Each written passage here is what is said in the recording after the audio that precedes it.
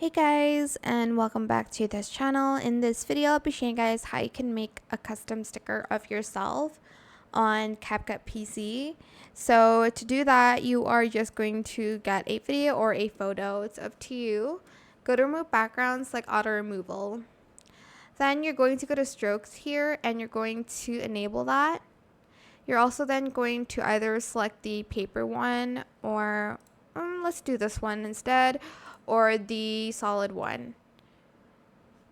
You can adjust the size here, but that's pretty much it. You can add a background here as well. I'll just go to patterns here and see which one matches the video.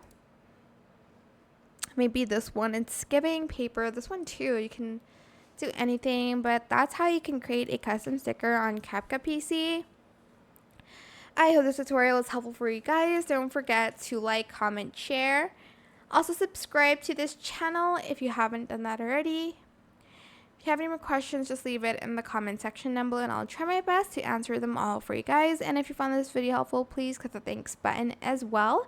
That is it. Thank you so much for watching. Bye.